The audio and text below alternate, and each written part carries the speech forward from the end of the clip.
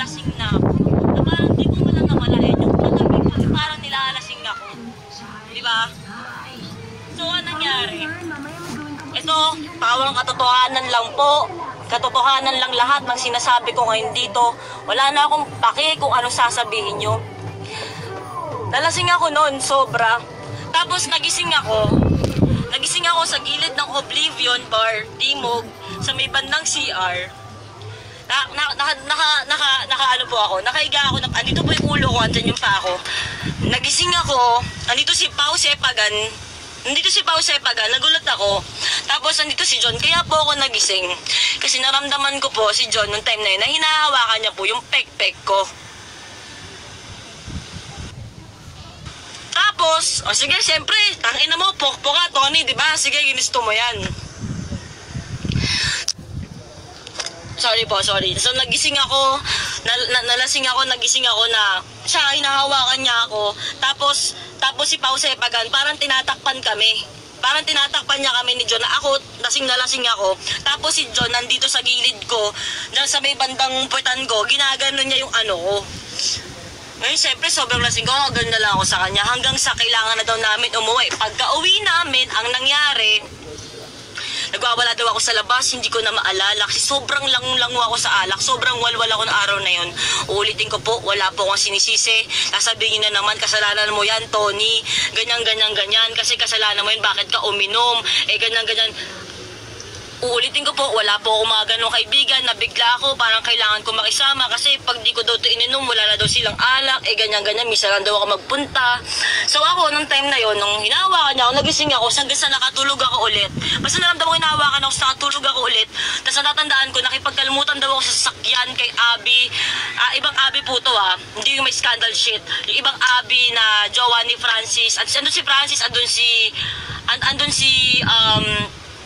John, tapos may si Pao Sepagan nandun, magkakasama kami sa sasakyan. Hanggang sa hinatid ako pa uwi. Yun po yung natatandaan ko.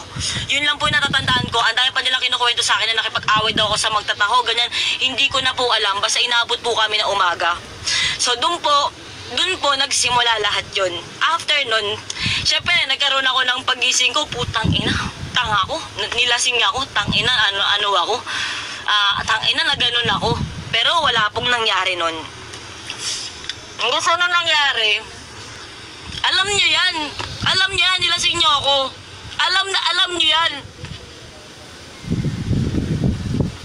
Tapos, pero kasalanan ko pa rin yun. Sige, bigay niyo pa rin sa akin yung blame. Kasi pwedeng, tangina mo, malandi ka, di ba? O ayan, tangina mo, sige. Sige, tangina mo, ayan, nagpakainom ka, ganyan, hindi mo kasi kinikilala yung mga kasama mo. Uulitin ko, oo, pagkakamali ko yun. Kasi hindi ko kinikilala kung sino man nakakasama ko. Kasi hindi naman ako sanay sa ganung buhay. Sanay ako, simple lang ako, ganito, nag-viral lang ako. Okay, ganito pala yung mundo nyo, mga putang ina nyo. So, eto na, so parang ako si kamot ako, putang ina, ganun nangyari sa akin. Tangina, very wrong. Hanggang sa eto na. Yung kinukwento ko kanina, hindi na ako nagparamdam, wala lang chat, wala lang gano'n. Dumating na ng point sa Obli. Nasa Obli na, andito kami ng family ko, yung kinukwento ko kanina, ito na yung kasunod. Andito kami ng family ko, dumaan silang lahat, mga tatandaan ko na doon, sila Anthony, sila Jamie, may picture kami, sila syempre, J. Isidro, John Jelay, ganyan, lab partner sila, ganyan, tapos dumaan. Pagkadaan nila, napatingin ako, kasi kasama ko yung family ko sa Oblivion Bar. No, kasama ko yung family ko sa Oblivion Bar. Nagiinom kami, nag-enjoy kami. Si Jay, tawag sa akin si Jay. Tony, pakilala kita. Sige, mamaya na, ganyan. Ako naman, siya parang, okay, wala lang sa akin. Kasi ang tagal naman na yun eh. Parang ganon, parang ganon. Tapos biglang, tawag ka, sige na. Tapos lumapit ako. Pinakilala ako sa kanila na parang, si Tony, ito si ganto, sige, hello po, sabi ko sa kanila. Tapos after, nung bumalik ulit ako sa family ko, nag-enjoy ako ng sobra. Tapos tawagin ulit ako, may nag-picture kami. Popost ko po mamaya yung picture namin, nasa Oblivion Bar. Hanggang sa maya-maya, pag-check ko ng phone ko, may message sa akin si John. This time, hindi na po sa Snapchat, sa Viber. Kasi kinuha niya rin yung number ko na sa Snapchat dati. Ngayon sabi niya sa akin, sorry dinala ko siya dito. Sabi ko, Sabi ko, ano ka ba? Siyempre, syota mo yan. Dadali mo yan dyan, di ba? Okay lang yan. Ano ka ba? Wala na yun. kahit parang pakiramdam ko na putang ina ako dati, wala na yun, Brad. Siyempre, pride ko na lang ng tang ina, di ba? First time nangyari yung ganun, parang, di ba?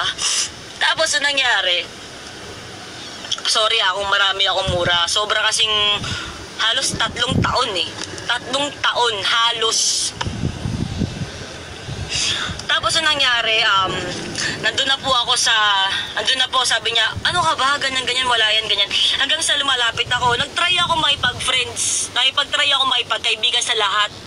Even kay Jelay, kasi parang, ay, tangina, ikaw pala yung shota, may shota pala, okay, ganyan, etc. So parang ako, sige, wala na yun, ganyan, parang, nagkamali ako nung parang gusto kong maganto. Sabi ko kay John, nag-message siya ng sorry, dinala ko si Jelay. Sabi ko, siyempre, shota mo, ano ka ba? Pag kinausap ko siya, tapos nag-message ulit ako kay John. Sabi ko, alam mo, ang bait-bait ng shota mo.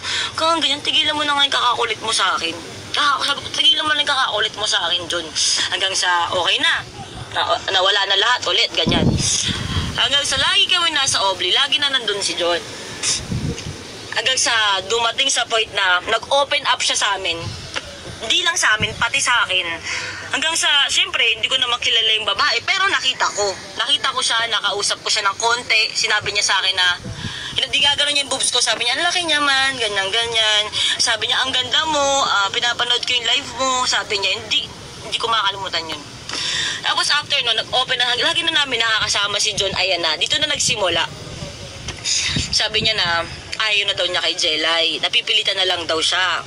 Lahat ng videos nyo, bayad. Lahat ng post nyo, bayad. Lahat ng mga video nyo, mga ginagawa nyong propaganda sa Facebook, lahat bayad. Sa bibig mo nang galing yan, John, hindi sa akin. Kaya sabi mo, lahat yun scripted.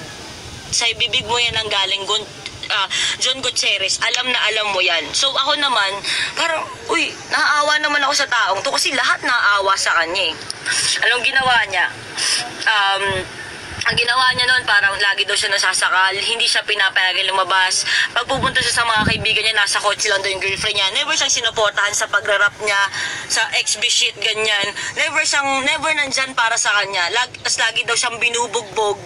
So parang ako, lahat kami, siyempre down yung tao, diyan kami para sa kanya. Andyan kami para sa kanya. Lagi kami magkakasama. Kasi yun nga yung panahon na akala ko lahat ng kasama ko, kaibigan ko eh. Diba? Tapos ang nangyari, hanggang sa aaminin ko guys, yung time na yun, siguro mali ako dun eh, na parang hindi ko nga alam kung ano eh. Mag-comfort ako ng taong galing sa breakup. Nag-break po sila. Ngayon sabi ko, kung nag-break kayo dyan, bakit kayo pa rin sa Facebook? Ngayon sabi niya, kasi nga, bayad kami as kami. Bayad kami na as a couple kami.